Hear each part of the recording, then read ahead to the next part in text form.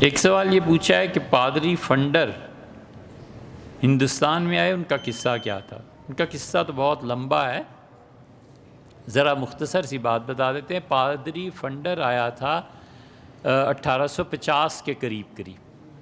انگریزوں نے حکومت میں ایسے پادری عربی اور فارسی پڑھا کر بھیجتے تھے جو یہاں آ کر عیسائیت کو فروغ دیں، اور چونکہ وہ پڑھے لکھے ہوتے تھے اور ان کی ٹکر ہوتی تھی مسلمانوں سے، ہندوؤں سے تو کم ہوتی تھی۔ ہندوؤں میں تو وہ تھوڑی تبلیغ کرتے تھے، تب بھی شودر ذات کے ہندو جو ہوتے تھے نا، یہ عیسائی ہو جاتے تھے۔ براہمن تو بات ہی نہیں کرتے تھے، اپنے غرور کی وجہ سے بھی۔ اور براہمن، پنڈت، کشمیری، جواہر لال نہرو، اندرا گاندھی، یہ سب وہی فیملی ہے نا، بہت سی فیملیز ہیں ہندوستان میں، یہ اپنے دھرم پہ قائم رہتے تھے، اور کھتری بھی قائم رہتے تھے، اور چوتھی ذات ان کی شودر بنتی تھی۔ تو جتنی ذات پات کی تقسیم تھی، شودر جو تھے وہ کہتے تھے کہ یہ ہندوازم میں ہے کہ وہ خدا کے پاؤں سے پیدا ہوئے تھے، تو کہتے تھے ہیں ہی خدمت کے قابل، تو یہ کرتے تھے۔ تو شودروں نے عیسائیت قبول کر لی تھی۔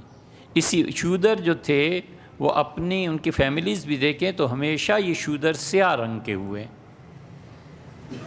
اسی وجہ سے شودروں نے جب اس عیسائیت کو قبول کیا تو تقسیم کے وقت جو خاندان پاکستان میں تھے یا ہجرت کر کے وہاں سے آگے، ہجرت بمعنی نقل مکانی کر کے، تو یہ سارے عیسائی آپ کو یہاں جو کام کرتے ہیں صفائی کا اور اس کا، یہ ہمیشہ آپ کو سیاہ رنگت کے کیوں نظر آتے ہیں؟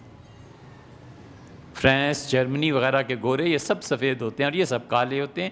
اس کی وجہ یہ ہے کہ ان کے آباء و اجداد نے عیسائیت کو قبول کی تھی، اور یہ نسلاً شودر تھے، تو رنگت تو کہیں نہیں گئی نا، مذہب ہی تبدیل ہوا۔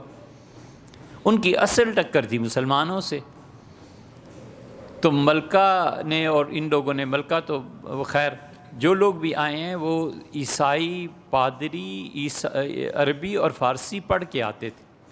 3 ہفتے کا سفر ہوتا تھا ہندوستان تک کا، بائی شپ کرتے تھے، اور یہ جو سمندروں میں جہاز میں آتے تھے، اس وقت بھی حکومت برطانیہ کی طرف سے عربی اور فارسی سکھانے کے لیے 2 ٹیچرز آتے تھے۔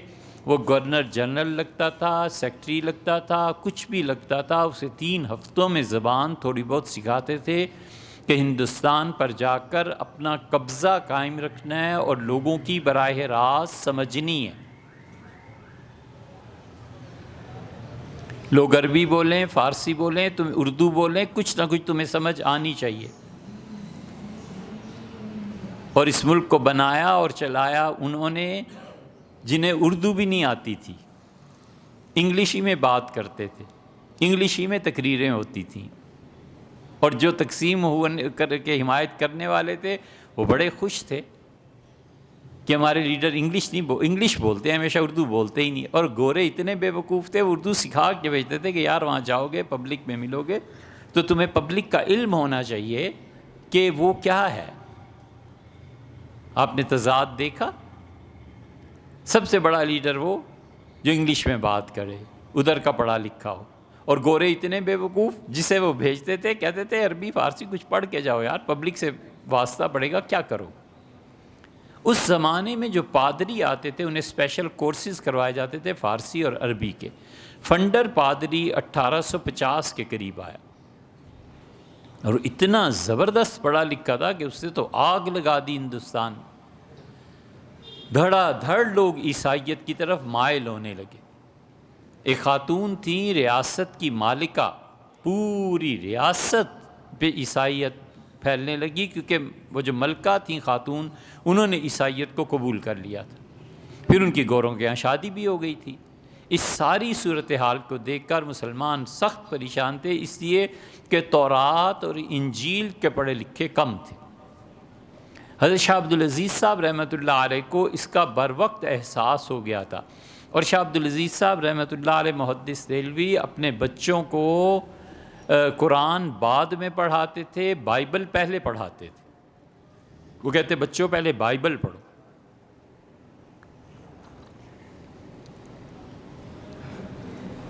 تاکہ تم مذہب کی دنیا میں جب جاؤ تو تمہارا واسطہ عیسائیوں سے پڑے گا، تو پہلے جھوٹ کو پڑھ لو، پھر ہم تمہیں قرآن پڑھائیں گے ترجمے سے۔ تو یہ ان کے خاندان میں تھا، لیکن مسئلہ یہ تھا کہ گورے انگلش، اور یہاں پر کوئی نہیں، بہت تھوڑے لوگ تھے، انگلش کون پڑھتا تھا؟ تو پادری بکثرت اور جگہ جگہ کھڑے ہوتے تھے، حکومت انہیں پولیس وغیرہ دیتی تھی، اور حتیٰ کہ وہ دیوبند جو مدرسہ ہے اس کے چوک میں کھڑے ہو کر وہ عیسائیت کے حق میں تقریر کرتے تھے، اور اسلام میں وہ 2-3 مسائل کو بنیادی طور پر چھیڑتے تھے۔ ایک اللہ کی توحید کو، وحدانیت کو، اس کے مقابلے میں تثلیث ثابت کرتے تھے۔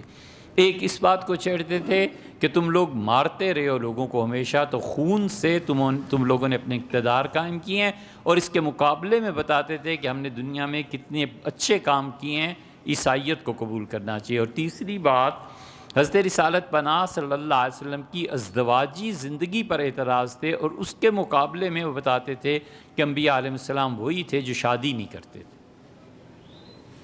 ان 3-4 مسائل پہ ہی عام طور پہ گفتگو ہوتی تھی، اور مسلمان عاجز آئے ہوئے تھے۔ اللہ کی شان، ایک لڑکے کو اللہ نے ہدایت دی اور اس نے میڈیکل پڑھا، ڈاکٹر بن گیا۔ ڈاکٹر بننے کے بعد وہ یورپ چلا گیا۔ اس نے جب سارے حالات کو دیکھا تو شدید بے چین ہوا۔ اس نے کہا ڈاکٹری میری اور مریضوں کا علاج کرنا گیا بھاڑ میں، یہ تو مسلمان عیسائی ہو رہے ہیں، یہ اس شریعت اسلام کا کیا بنے گا؟ وہ انگلش تو پڑھا لکھا تھا ہی۔ اس کی ملاقات ہو گئی مولانا رحمت اللہ کیرانوی رحمۃ اللہ علیہ سے۔ مولانا رحمت اللہ کے سامنے وہ کتابیں رکھتا تھا اور حضرت سے پوچھتا تھا کہ حضرت یہ بائبل میں لکھا ہے، اسلام کیا کہتا ہے؟ ہوتے ہوتے اس نے اتنی مہارت حاصل کر لی کہ آگرے کے تھے یہ، مولانا رحمت اللہ کیرانوی بھی وہاں تشریف لے جاتے تھے، وہ کیرانہ چلا جاتا تھا۔ بہرحال قصہ مختصر یہ کہ فنڈر پادری جو تھا، اس کی جو شامت آئی تو ایک فرینچ پادری بھی اس کے ساتھ تھا، ان دونوں کی جو شامت آئی تو یہ آگرہ چلے گئے۔ انہوں نے چیلنج کر دیا۔ جب چیلنج کیا تو مولانا رحمت اللہ کیرانوی نے چیلنج قبول کر لیا، اور اس ڈاکٹر اور اس نے کہا کہ ڈاکٹر وزیر خان نام تھا، مرشد آباد، بہاری تھے، اصل میں یہ بہار کے رہنے والے تھے۔ اس نے کہا کہ آئیں جی بیٹھیں۔ ہندو مسلمان ہزاروں کی تعداد میں لوگ جمع ہو گئے۔ تو اس ڈاکٹر نے کہا کہ مناظرہ اس وقت تک نہیں ہو سکتا جب تک کہ ڈپٹی کمشنر، حکومت کے عہدیدار، کمشنر یا امن و امان قائم کرنے والے لوگ یہ سارے گورے نہیں بیٹھیں گے، تب تک نہیں کریں گے۔ حکومت نے منظور کر لیا۔ پادری نے جا کے بات کی کہ اس میں تو ہم انہیں ہرا دیں گے۔ وہ ہرانا تو کہاں سے ہوتا؟ انہوں نے مسئلہ جس پہ بات شروع کی، انہوں نے کہا جی بائبل جو ہے یہ پوری اللہ کی کتاب نہیں ہے، اللہ کا کلام نہیں ہے۔ انہوں نے کہا یہ اللہ کا کلام، اس کا اگر اللہ کا کلام ہوتا تو اس میں ایک آیت اور دوسری آیت آپس میں ٹکراتی نہیں۔ اس نے کہا ٹکراتی کہاں؟ اور آخر وہ ہار گئے۔ آخر انہوں نے مانا، ان کا لکھو۔ مولانا رحمت اللہ کیرانوی نے اور ڈاکٹر وزیر خان، اللہ تعالیٰ ٹھنڈی رکھے ان کی قبروں کو، انہوں نے اس لیول پہ پہنچ کے، جب ڈاکٹر کہاں ملتے تھے، اپنی نوکری سب کچھ چھوڑ کے اسلام کو تقویت دی اور مناظرہ جیت دیا، اس معنی میں کہ ان کا لکھو کہ تورات میں تحریف ہوئی۔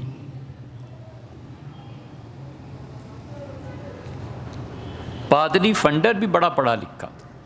اس نے لکھا کہ ہماری کتاب بائبل میں، تورات، انجیل اور دیگر صحائف میں تبدیلی ہوئی ہے، لیکن تثلیث کا مسئلہ ویسے ہی ہے، 3 خداؤں کا مسئلہ ویسے ہی ہے، اس میں تبدیلی نہیں ہوئی۔ یہ لکھ کے دے دیا اس نے۔ جب لکھ کے دے دیا تو اس وقت بہت زیادہ چھپا۔ یہ بات جب دلی پہنچی تو جو آخری تھے بہادر شاہ ظفر، ان کے ایک بیٹے تھے، ان کا نام تھا فخر، لیکن لوگ انہیں دلی کی زبان میں مرزا فخرو کہتے تھے۔ مرزا فخرو نے خرچ کر کے یہ کتاب چھپوائی کہ مناظرہ کیا ہوا ہے، اصل تحریر کیا ہے، یہ سب کچھ چھپا ہوا موجود ہے۔ اس زمانے میں پھر یہ ہوا کہ اگلے دن وہ پادریوں کو ڈھونڈتے رہے، پادری رات رکتے تو کہیں ملتے۔ گورنمنٹ نے بڑی کوشش کی کہ اس مناظرے کو دبا دے، نہیں دبا سکے۔ فنڈر پادری جو تھا یہ یہاں سے نکلا اور استنبول چلا گیا، خلافت عثمانیہ میں اس نے چیلنج کر دی۔ اور پہلی تقریر جو اس نے استنبول میں کی، اس نے چیلنج کیا اللہ تعالیٰ کی توحید کو۔ خلیفۃ المسلمین پریشان، تو انہوں نے مکہ مکرمہ میں گورنر کو خط لکھا کہ کوئی آدمی بھیجو، یہ فنڈر پادری اور اس کے ساتھ وہ دوسرا ایٹمس کیا اس کا نام تھا فرینچ کا، اور انہوں نے جان مصیبت میں کر دی ہے اور لوگ اس کی تقریریں سنتے ہیں، ہم منع بھی نہیں کر سکتے، بادشاہت کا وقار جاتا رہتا ہے، اور اگر ان کو کھلی چھٹی دیں تو عیسائیت ثابت ہوتی۔ وہاں پر زینی دہلان بہت بڑے محدث تھے، ایک دن حرم شریف میں درس دے رہے تھے مغرب کے بعد، تو انہوں نے کہا خلیفۃ المسلمین کا خط آیا ہے مجھے بھی اور گورنر کو بھی، اور کسی آدمی کو مناظرے سے کوئی دلچسپی ہو تو اپنا نام پیش کرے، امیر المومنین یاد فرماتے ہیں۔ تو مولانا رحمۃ اللہ بھی بیٹھے ہوئے تھے، وہ آگے ہو گئے، ان کا جی مجھے آپ بھیج دیں۔ انہیں بڑے اعزاز سے بھیجا گیا۔ تو خلیفۃ المسلمین نے کہا کہ آپ کیا جانتے ہیں کیا چیزیں، تو انہوں نے اسی مناظرے کا قصہ سنا دیا۔ ان کا ہیں یہ تم سے ہارا ہوا؟ ان کا ہاں۔ تو انہوں نے کہا اگلے ہفتے یہ مناظرہ ہوگا، اور استنبول میں ہر مسجد جب اعلان ہوا، فنڈر پادری نے پوچھا کہ کون آ رہا ہے، تو وہ کہا گیا کہ جس سے پٹائی تمہاری ہوئی ہے نا ہندوستان میں وہی آ رہا ہے۔ راتوں رات بھاگ گیا، بالکل چلا گیا، مناظرہ ہی نہیں اس نے کیا، اور فرانسیسی بھی بھاگ گیا۔ حضرت مولانا محمد علی مونگیری رحمۃ اللہ علیہ، جنہوں نے ندوۃ العلماء کی بنیاد رکھی، یہ ایک سے ایک شاندار ہستی اللہ نے پیدا کی تھی۔ لوگ اندھے تھے اور یہ نابینوں کے شہر میں شیشے بیچتے رہے، بیچارے لوگوں کو کیا پتہ تھا کہ یہ کیا چیزیں ہیں۔ حضرت مولانا محمد علی صاحب مونگیری رحمۃ اللہ علیہ کو خط لکھا رحمۃ اللہ کیرانوی مولانا رحمۃ اللہ علیہ نے، انہوں نے لکھا کہ حضرت ترکی میں میرا حال یہ ہے میری عزت کا کہ میں امیر المومنین کے دربار میں جاتا ہوں، اور کئی مرتبہ جب دوپہر کو بحث وغیرہ سے فارغ ہو کے چلنے لگتا ہوں تو خلیفۃ المسلمین میرے جوتے خود سیدھے کر کے مجھے پہناتے ہیں، اور شدید اصرار ہے کہ میں استنبول میں رک جاؤں اور مسلمانوں کو تعلیم دوں کہ عیسائیت میں اور ہم میں فرق کیا ہے۔ لیکن میں نے ان سے معذرت کی ہے کہ میں مکہ مکرمہ ہجرت کر چکا ہوں انڈیا سے، تو اس ہجرت کو میں خراب نہیں کرنا چاہتا۔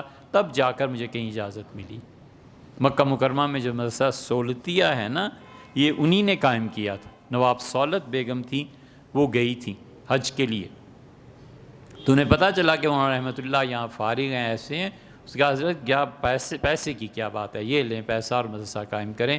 اس مدرسہ سولتیہ میں پھر ان کے بیٹے، پھر ان کے پوتے، پھر پڑ پوتے، مولانا شمیم صاحب، مولانا سعید صاحب، مولانا حشیم صاحب ہوتے ہیں، اللہ تعالیٰ ان کی حفاظت فرمائے۔ یہ سب لوگ وہی خاندان اب تک چل رہا۔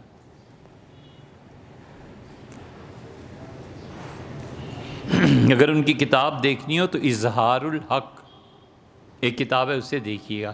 یہ وہ کتاب بھی ہے، یہی وہ کتاب ہے عیسائیت کے خلاف جس پہ مولانا تقی عثمانی صاحب نے کام کیا۔ اب مولانا حضرت مولانا اس وقت ماشاء اللہ شاید 20-25 برس کے ہوں گے جب انہوں نے اس کتاب پہ کام کیا ہوگا، بہت قدیم۔ اب وہ چھپی ہوئی ہے، 4 جلدوں میں مل جاتی ہے۔